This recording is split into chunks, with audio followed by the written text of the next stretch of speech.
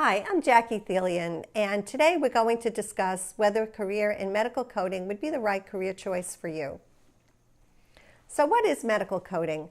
Oftentimes people confuse coding and billing and they think they're one and the same, but they're actually two separate careers. So the medical coder will take that written word, translate it into numeric data or code sets, and that numeric data is what's given to the biller. And the biller's job is to make sure the information gets sent appropriately to the insurance carrier for processing. So medical coding happens before the bill is generated. And medical coders use three sets of code sets. Current procedural terminology, or CPT, that's what the physician did or the service that he or she provided. The diagnosis code, or International Classification of Diseases, 10th Revision Clinical Modification, that's a mouthful, or ICD-10, CM, and that provides the medical necessity or the why the doctor did the service. And of course, we can't forget our HCPC codes, our Healthcare Common Procedural Coding System, and that gives us codes for things like supplies and drugs and durable medical equipment. So coders are important because they'll review the information before it goes to the biller, make sure it's compliant, and make sure we have the right code sets. So what are the benefits of certification? Well, currently the job market for coders is growing so rapidly, it's actually double the average rate across the other industries. So there's a big job market for it, as you can see with all the various opportunities that are listed at the bottom half of this slide.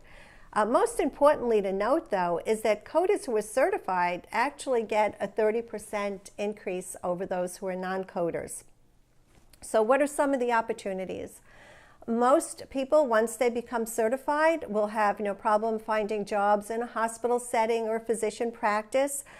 But when you're looking for your job search, remember, to also look at billing companies, look at insurance companies, look at consulting companies. All of these aspects are where medical coders are desperately needed. Additionally, coders will work as educators. You'll see them out in the field speaking at national conferences or American boards. And if you really want to think a little bit out of the box, healthcare attorneys need medical coders. Yep, they need them for expert testimony to help defend their clients in an audit situation. Additionally, physicians who are selling their practice, the healthcare accountants will also call upon medical coders to determine if the amount of money or reimbursement that this practice had generated was done compliantly, and that's also done by checking the code sets. And most importantly, where I know most people are looking, is working from home or remote coding. So there are many aspects to look for. Hospitals usually have a lot of remote coders, and there's also a lot of consulting companies that offer remote coding opportunities as well. So you want to make sure to check the entire job market. There are many different types of certifying organizations, but the two that are on this slide are the two most nationally recognized. One is the AAPC, or American Academy of Professional Coders, and the other is AHIMA, or the American Health Information Management Association. Both of them are great. Both of them will cover all three of those coding books that we just mentioned, and additionally, they will cover medical terminology, anatomy, and physiology. Which one would be right for you? Well, it really depends on what you're looking to do.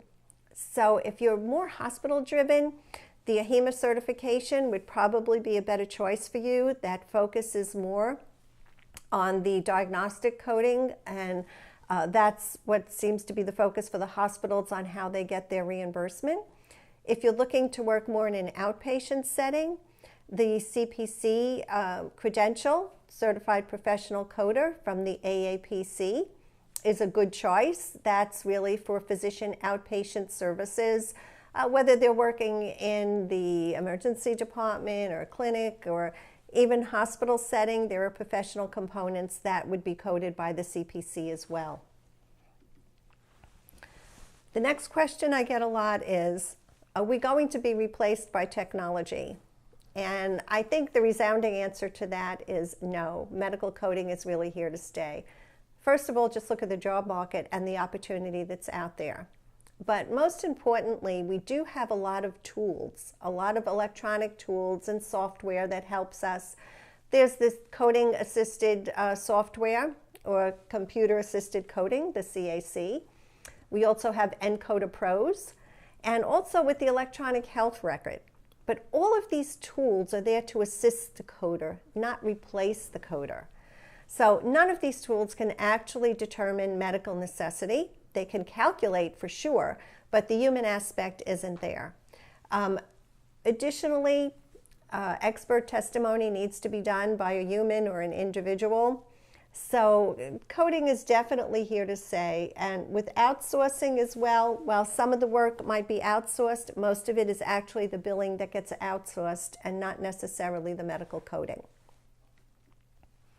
So what's required for certification?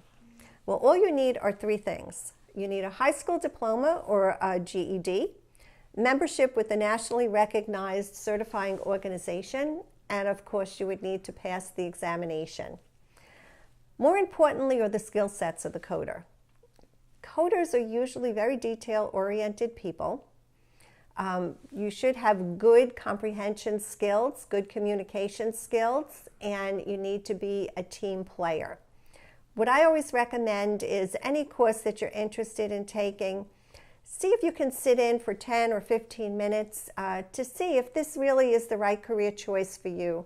I guarantee you, once you start to see the format of the class and how the code sets work, you'll be able to make an educated decision as to whether or not this is the career choice that you want to go forward with. You can become certified in many different ways. This slide is listing online courses, which are good. It just really depends on how you best learn. But with medical coding, you really need to be able to bounce that information off of an instructor or have somebody that you can ask a question to, or at the very least get detailed rationales as to why your answer was right and wrong. Okay, so you want to have it both ways. Schools are also a good choice as well, but a lot of the schools, if you look at their curriculum, are not just focused on medical coding. They also put in billing and some other courses that might not just be focused on the medical coding, so that tends to go a little bit longer. Additionally, lots of the schools don't have proctors to proctor the examination afterwards. And of course, there's the certification prep courses. Those are good for people who just want to focus on medical coding. They want to take the exam and get started in their career. Medco actually offers a certified prep course that we'll talk about shortly. So do your fact checking. This is really important. First, you want to determine which is the right credential for you. So you want to check out those organizations. You want to see the difference between the AAPC and AHIMA. You want to determine if the instructors are certified as instructors. So some of the instructors are certified as coders, but they might not be certified instructors as well. And the difference is, to become a certified instructor, you need to go the extra mile. You need to have been working in the field for a period of years. You need to take some additional courses, and you need to pass another test that basically shows you have the ability to convey this information to students in a manner of which they will understand. Check the course curriculum. What is it focused on?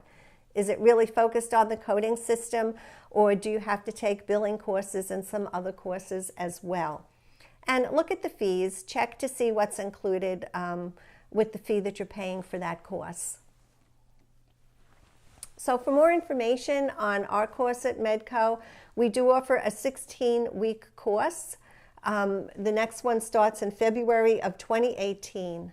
All of our instructors are certified coders and certified instructors, and some are also certified chart auditors. Our books are top-of-the-line books, which are really important. Your books are your tools. If you were a carpenter, you'd want to make sure that you're going out in the field with good tools. So we make sure that we provide our students with the top-of-the-line books. We also provide the AAPC membership. So our course is designed to get you credentialed as a certified professional coder. through the AAPC. And there's more information if you view down and click on the link. You can also check us out on Facebook or Twitter. And I thank you for listening today, and I really hope that you'll consider a career in medical coding. I've been doing this for over 27 years, and I find it to be very exciting, very rewarding, and best of all, the codes change every year, so I don't think you can get better job security than that. Thanks for listening, and good luck.